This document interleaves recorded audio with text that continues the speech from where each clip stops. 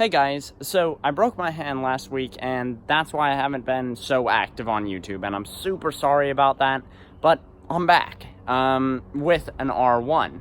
So you guys might not know if you don't follow me on Instagram, but I did buy an R1 that had been low-sided by its owner and was in pieces. And over the past week and a half, I have been rebuilding the R1 and making videos on it. I just haven't been posting them because I haven't gotten enough content that I felt reasonable for the first series, but now I do. Hey guys, so just doing a before video for the R1 rebuild. This is the damage that the bike came with. Seat's kind of messed up. It's got a full system exhaust, but the subframe is broken, as you can see. The exhaust, where the exhaust mounts, is broken. We've got a little dent in the tank. And the front is cracked. Windshield is gone, cracked. And if you can see down here, you probably can't see it, but this brake line is leaking. But that's pretty much, you know, the gist of this. As you can see, I don't know if you guys can see that, probably can. Back tire has a nail in it, and that's about it. So subframe's broken, we've got that coming, and we're just going to replace the subframe. We've got to replace these fairings, get a new brake line. I've already bought the tires, a matching set from Cycle Gear. I work there, and then we've just gotta, you know, start putting everything back together, and I'll keep you updated on the build. We're gonna be switching out the tires on the R1, getting some nice, crisp, new ones on there. My friend let me borrow this back stand, and I have no idea how we're gonna get the front off. I'm just gonna wing it. And I'm just gonna make this video, this whole video series for you guys is really just me learning things about this bike, because I've never done this before. This is my first time, and it's gonna be an experience.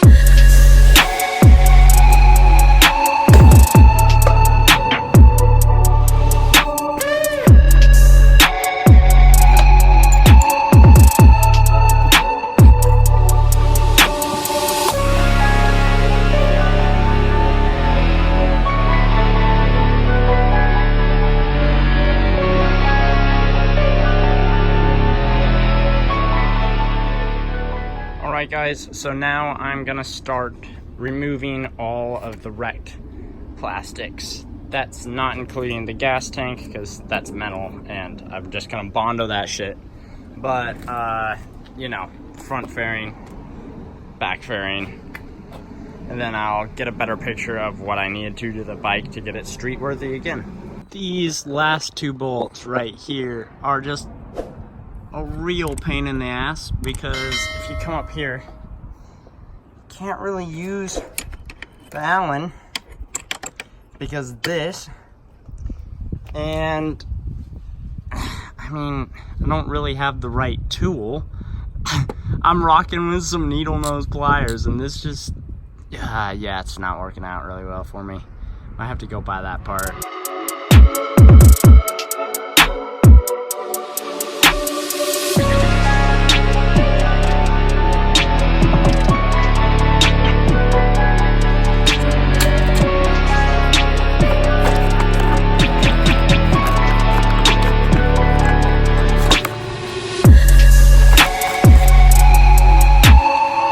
Voila! Alright, we've got the back fairings off, onto the front.